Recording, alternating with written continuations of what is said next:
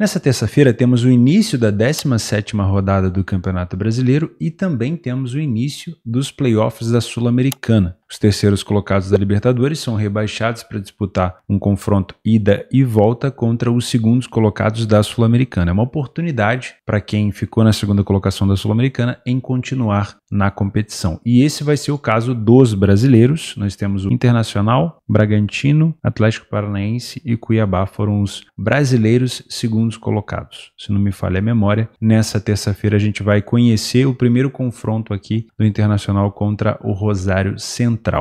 Além disso, nós temos no Campeonato Brasileiro o Juventude enfrentando o Atlético Mineiro, o mercado favorecendo o peso da camisa, o elenco talvez do Galo e mais uma vez duvidando do Juventude, que se classificou na Copa do Brasil e segue com uma campanha muito forte dentro de casa. E também temos o Corinthians com o novo treinador, agora o Ramon Dias, enfrentando o Criciúma dentro de casa depois de ter perdido para o Vasco. O Vasco que foi treinado recentemente também pelo Ramon Dias. O Huachipato e Racing de Montevidéu completam também esse playoff da Sul-Americana. Lembrando que agora sim, estou gravando esse vídeo logo depois do final da Euro, daqui a pouco tem final da Copa América, as competições e seleções chegaram à final, então voltamos o nosso foco para os clubes, tá bom? Meu nome é Theo Borges, esse é mais um Bom Dia Mercado, nosso planejamento diário sobre apostas e trade aqui no YouTube. Eu espero conseguir te ajudar a fazer o melhor planejamento possível para essa terça, dia 16 de julho. Vamos começar o nosso planejamento com o Campeonato Brasileiro. Eu estou olhando essa cotação aqui do Juventude, está me chamando bastante atenção. É claro que, além de respeitar o Galo, o mercado também está dando um pouco, vamos dizer assim, de confiança no desempenho fora de casa do Atlético. Então, é praticamente uma balança, O Juventude está invicto em casa, então era para a balança do Juventude pesar muito mais, porque o Juventude já venceu grandes adversários ali, venceu o antigo líder, o Flamengo, Porém, o mercado ele também pesa o fato do Atlético ter vencido o último jogo contra o São Paulo e também ter um desempenho fora de casa relativamente bom. A gente vai analisar isso com carinho para entender se vale a pena a gente ficar de olho nessa cotação do Galo ou não, Primeira coisa aqui é tirar qualquer tipo de clubismo de lado, Vamos analisar um pouco mais a fundo essa partida. Lembrando que o Juventude acabou de se classificar na Copa do Brasil contra o Inter, naquela terceira fase atrasada por conta de tudo que aconteceu lá em Porto Alegre. No Campeonato Brasileiro, o Juventude está em 13º. O mercado também leva isso em consideração. É uma equipe que não consegue ter um desempenho tão bom assim fora de casa no Brasileiro, mas joga em casa. Como mandante, 5 vitórias em 7 jogos. O Galo como visitante, 2 derrotas apenas. Pontos negativos do Atlético. Agora a gente vem para o nosso PDF de apoio. Se você não é membro do canal, assine o canal. Você vai me ajudar na produção de conteúdo e vai ter todos os dias o PDF de apoio com mais de 150 competições. Nessa intertemporada, onde a gente vai ter várias competições de submundo, vai te ajudar bastante, Então olha só, o Juventude ele teve 86% de iniciativa, saindo na frente do placar. Então além de ser um excelente mandante, é um time que se impõe. Não falhou em marcar em nenhum jogo e mais de 55% dos jogos ele não sofreu gol.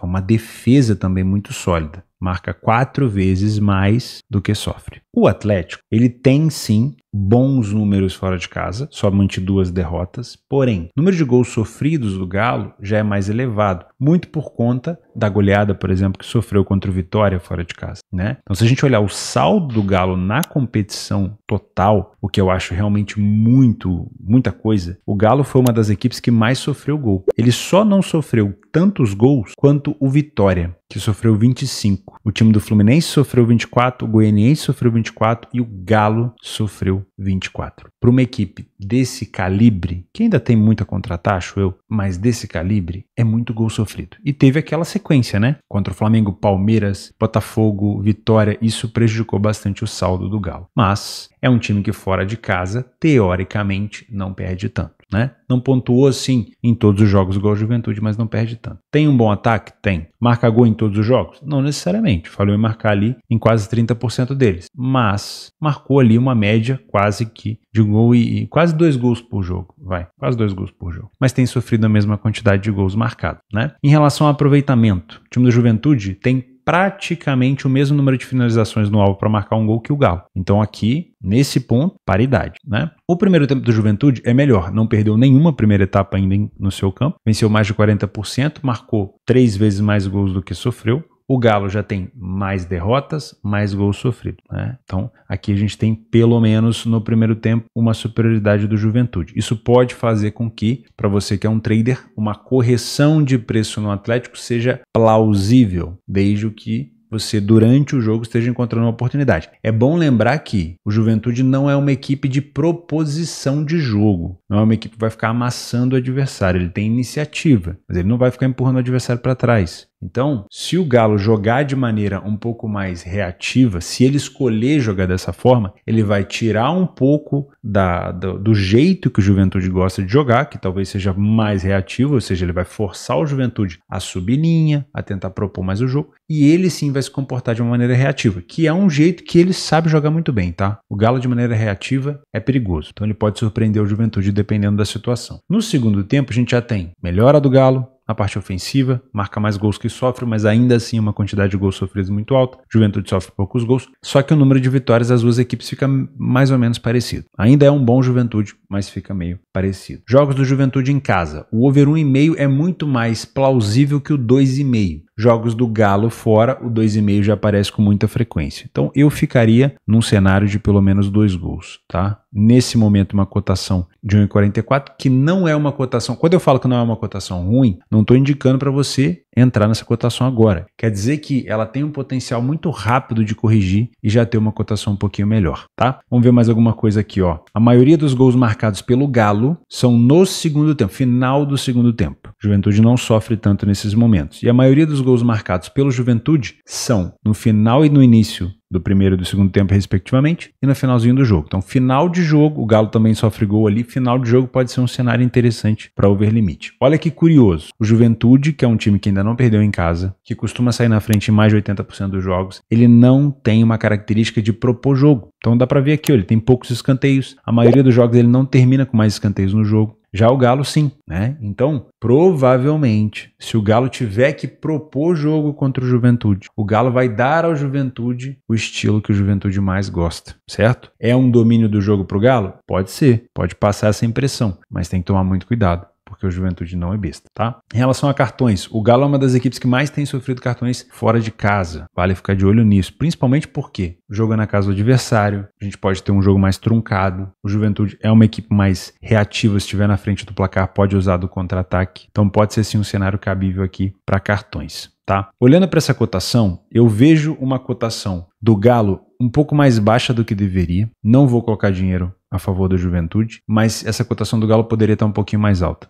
tá? Muita gente tem desrespeitado o Juventude e o Juventude tem feito um excelente campeonato. Além disso, a bola aérea do Juventude é muito forte e já virou jogos, principalmente contra o próprio Flamengo, tá? Então, para mim, é um jogo onde o Galo pode se complicar. Eu não vou colocar favorito pode se complicar porque ele não é tão favorito para o mercado, tá? Vou colocar aqui como correção de preço. O que eu te aconselho? Gostaria muito nesse jogo de trabalhar contra o Galo. Porém, no trade. Mas qual que é o problema? Se o Juventude quiser fazer um jogo propondo, ou seja, com linha alta, tocando bola lá na entrada da área do Galo, que eu não acredito que vai ser assim, seria muito bom para trabalhar contra o Galo. Qual que é o primeiro problema? Não acredito que vai ser assim. E o segundo problema é que se de fato isso acontecer, o Galo vai ter o contra-ataque. Então estar contra uma equipe que é boa no contra-ataque não me agrada. Se eu quiser trabalhar contra o Juventude, vamos supor que o outro cenário aconteça, que o Galo venha para jogar de maneira propositiva, já que o Juventude gosta de jogar de maneira reativa, de novo eu vou ter um cenário, se eu quiser trabalhar contra o Juventude, contra um time que sabe contra-atacar. Então isso não me agrada também, tá? O único cenário de correção que pode ser um pouco confortável, e aí você só vai saber ao vivo, é se uma das duas equipes estiverem com o contra-ataque falhando, não está encaixando. Então, o Galo escolheu fazer um jogo mais reativo, ou o Juventude escolheu fazer um jogo mais reativo, mas não está encaixando esses contra-ataques. A marcação está muito boa. Aí, nesse cenário, vale a pena, mas ainda assim é um risco, tá?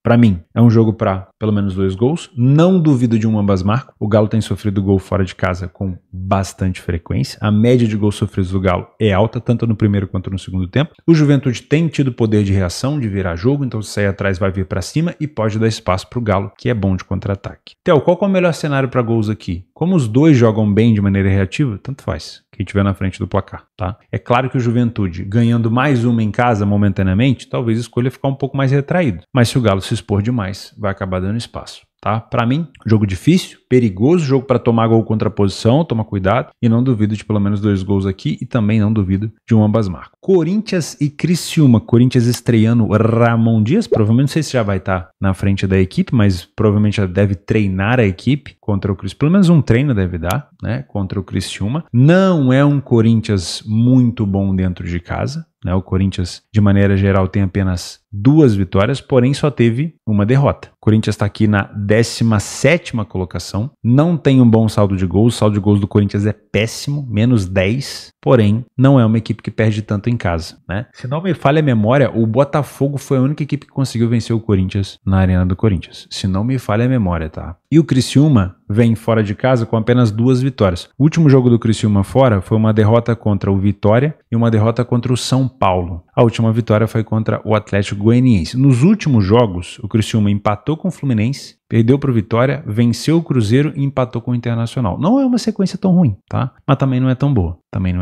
Tá? Uma curiosidade que pode ser um problema para o Corinthians aqui é que o Criciúma marcou gol em todos os jogos fora. Todos. Então, contra equipes fortes e fracas, o Criciúma tem carimbado rede. Então é bom tomar um pouco de cuidado com isso. Também é uma equipe que sofre bastante, né? Por si só já me parece um jogo com uma possibilidade para um ambas marcam aqui. Vamos ver a situação do Corinthians. Ó, o Corinthians não sofreu tantos gols. Uma média de menos de um gol por jogo. Não é uma equipe que tem sofrido com frequência. Ficou sem sofrer gol em quase 45% dos jogos. Então talvez o Corinthians segure um pouquinho essa questão do ambas marcam. Na verdade, o Corinthians puxa um pouco para baixo na questão do over 1,5, né? Vamos dar uma olhada aqui como é que tá a situação, ó. Jogos do Corinthians em casa, apenas 57% desses jogos foram over 1,5. Já no caso do Criciúma, o Criciúma eleva esse patamar para um over sinistro, né? Over 1,5 em todos os jogos fora, o 2,5 83%. Então, o Corinthians puxa essa balança, esse termômetro mais para um jogo under, e talvez esse ambas marcam fique um pouco prejudicado. Talvez até o próprio over 1,5 fique prejudicado, né? Então eu vou colocar só mesmo um jogo para correção de preço. Depende muito de como o Criciúma vai jogar. Então vamos matar a nossa curiosidade. Vou ver aqui no jogo do Criciúma como que o Criciúma costuma se comportar fora de casa. Isso é importante, né? Pra gente não tomar nenhum susto. Vamos entender como é que o Criciúma jogou esses últimos jogos fora.